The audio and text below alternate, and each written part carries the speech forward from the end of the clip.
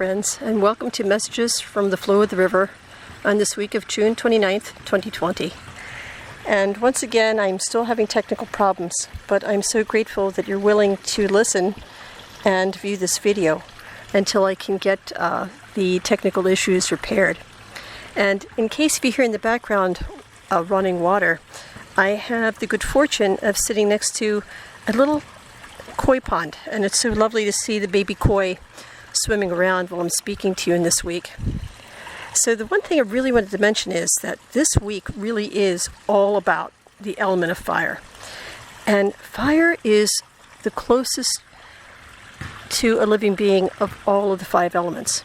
So when you think about it, you know, fire, you need to create a special place.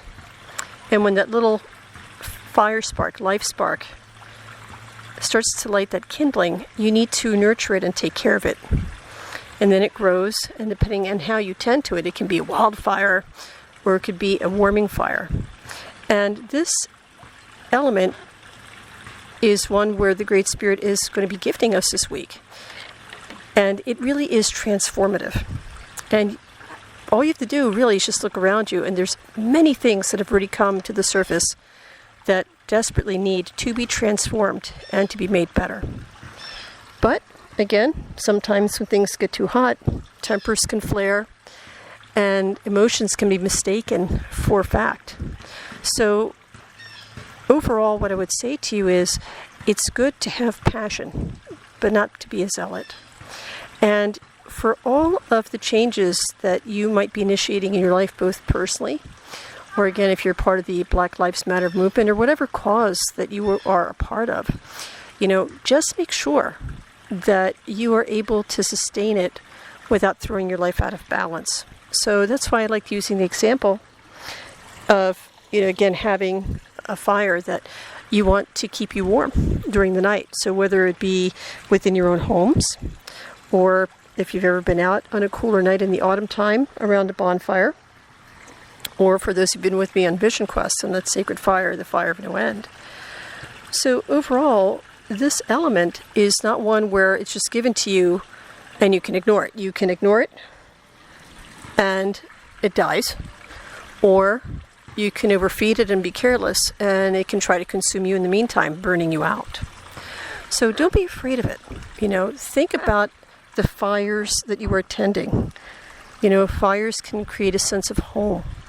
Fires can create a sense of inspiration like they do in the Olympics. Or there are times when we are in times of recognizing an event, whether it be one of joy or sorrow, you know, where we will light a candle. Or sometimes at a concert, when we used to be able to light a lighter back in the day, but I don't think you can do that anymore.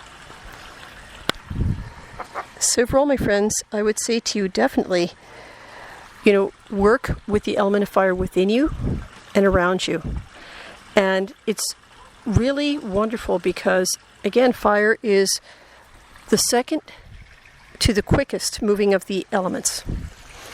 And I would say the only one that really moves faster, actually, it would be third in line. The first one is spirit, because spirit is everywhere anyway. Then would be air, and there would be fire. So this is very good for those of you who've been frustrated thinking that things are standing still, because this talks about the ability to participate with forward movement and really set the tone and the pace. So this is the moment that you've been waiting for.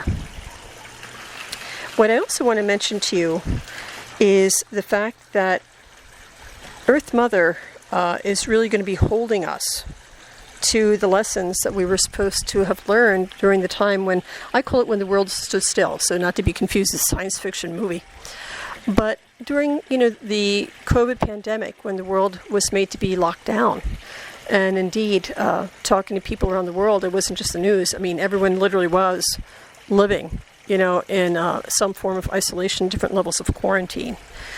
But yet here we are, at least here in the United States, and going green.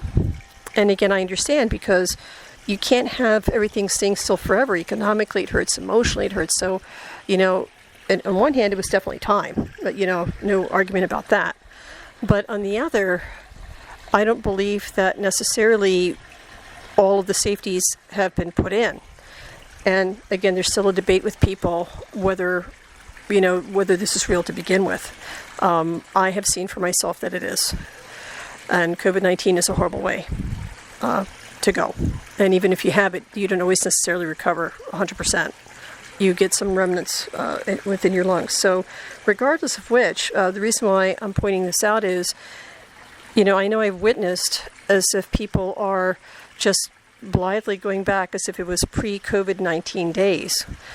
And from just I'm going to say, practical standpoint, I know that here there have been 2 states already that have had to essentially shut down again because of tremendous spikes and sicknesses happening, being Texas and California is my understanding.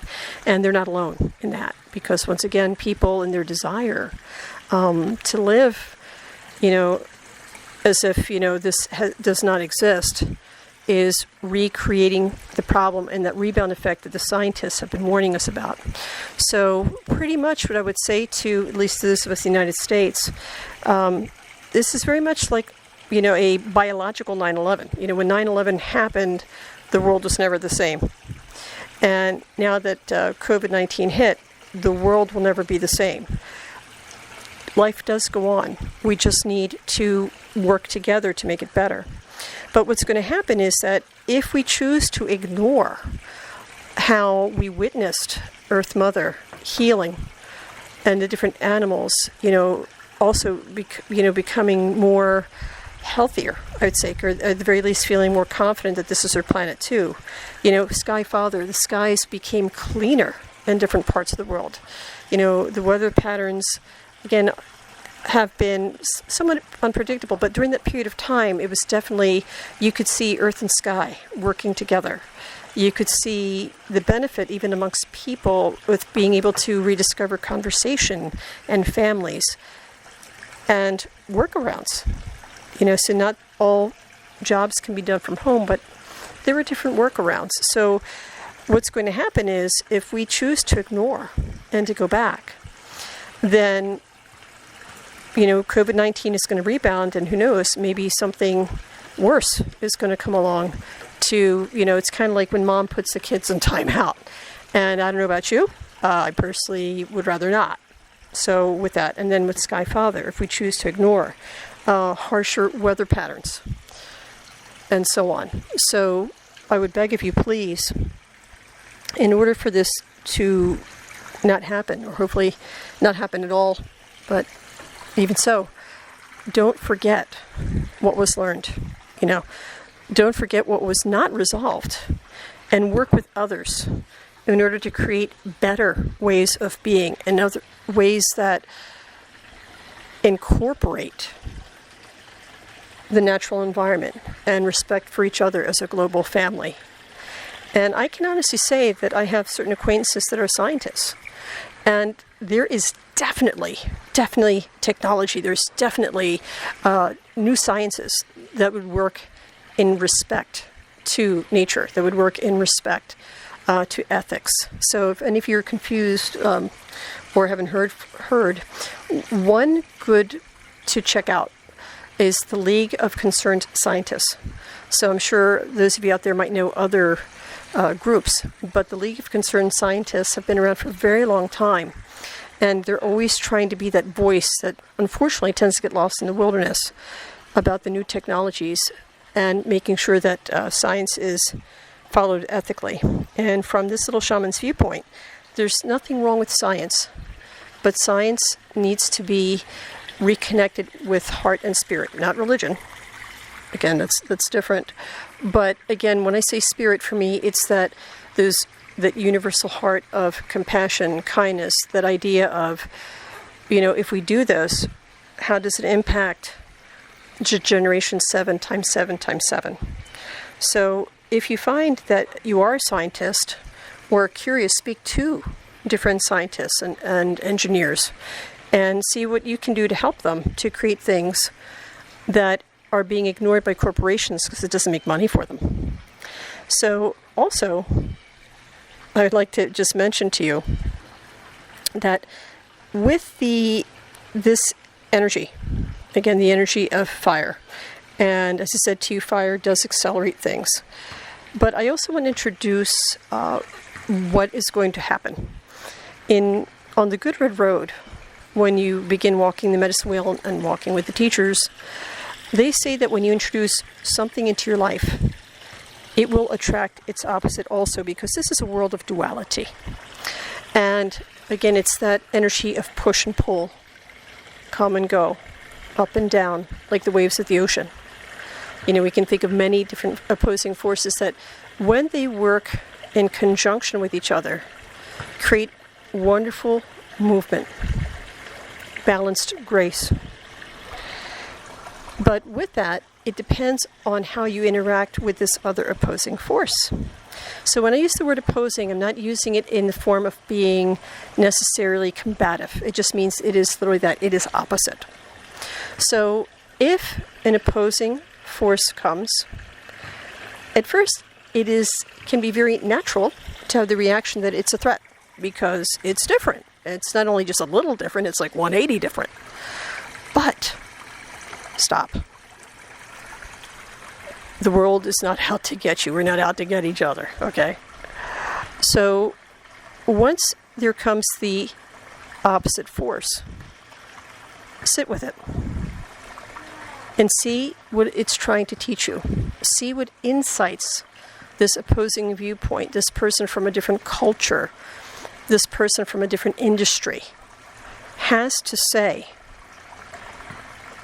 and see what wisdom that you can glean from it. It doesn't mean necessarily you have to agree.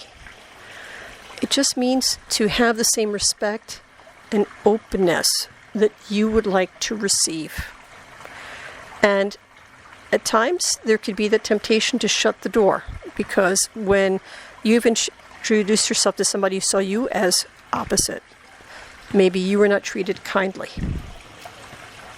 But I tell you, my friends, that the only way to break these cycles is to do the opposite of that. So if you've ever experienced someone discriminating against you or having something against you, quote unquote, of that type of person from that industry, again, labels can be very dangerous because they dehumanize, but for the sake of identification. And you're like, oh, I know this type of person. Oh, I know somebody from that industry or whatever. And then you shut your heart. Then you're merely propagating, again, grabbing that opposing force and turning it into a conflict, a wheel of suffering that never ends. However, if you go towards that opposing force, that opposite, and regardless whether they're open to you or not, of course you're to be respected, of course there's to be boundaries, 100%. But if you come, and you come with a relaxed body language, if you come with a gentleness in your eyes, if you come with the idea of, this is a person like I'm a person, this one's somebody's mother, sister, father, brother, uncle, aunt, whatever, grandparent, you are extending a hand to allow for there to be a different type of interaction. Does it mean it solves a problem automatically? Shucks, wish it did. But that could be the planting of a seed that grows into something wonderful. It could be the whispers of the embers of light that allow for a better dialogue. So while there can be definitely toxic things that need to be brought to the surface and consumed by this fire, it is a fire that is fed by opposing forces.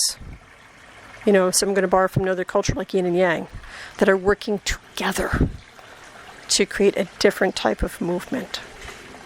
So here we are in a week that will be one of, again, the continuance of instant karma. But here, the Creator Spirit puts into your hands fire. You're a bit like Prometheus. But here, this is not Zeus to punish you. This is the universe itself inviting you to participate. So the best way to handle this fire is embody a virtue that you believe in and really live it. Be present. And when you're really present, you can live your life in an extraordinary way. So for me, I try my best to embody love and divine love. I got a lot to learn. Love doesn't have, not all the faces are pretty, but I do my best. And it's amazing how the world changed. Look at all of you here, and it's true. When I began to walk in this way, since I changed, the world felt that energy changed, and it helped move in concert. So I'm a work in progress, but live it and embody it. Don't proselytize it. Just work within yourself, and others will see it. They'll feel it, and they'll recognize it, even from across the globe, and even if they can't see you. And when I say, well, I guess I should just mention this. I have a favorite expression, one of them. One of my favorite expressions is, life is a special occasion. And too many times have we said, oh, I'll wait for the perfect time to, use this china, or open this bottle of stuff that I like to drink, whether it's alcoholic or not, or, you'll wait for the quote-unquote perfect time. And then what happens is the perfect time never comes, and then there comes disappointment. There's always waiting for that big special moment. That special moment is happening all the time now. Listening to the water running, breathing the air and being grateful that you can breathe. There's a difference between when you are breathing out and holding your breath, all you can focus on is maybe I feel cold. When you're breathing in, you can be grateful that you're able to feel the cold, that you're able to feel something. So when you are doing every day, to live every day in an extraordinary way, appreciate the simple little things that you can taste, you can see, you can touch, that you can be you, that you can share yourself, and you can appreciate the gifts of others. Again, if you are appreciating yourself, you call on its opposite, which is being able also to appreciate others. So I would invite you during this week to make it a practice, literally, to pick a virtue or a couple virtues that you would like to embody and live by, and to pay attention and to really appreciate the things that you're able to do every day, because you, my friend, and your life is unique, and every day can truly be extraordinary if you but appreciate it. Beauty is everywhere. It is within you, it is around you. So until we speak again and have this beautiful time together, may the Great Spirit bless you and yours with very bright blessings. Wanishi. Thank you so much.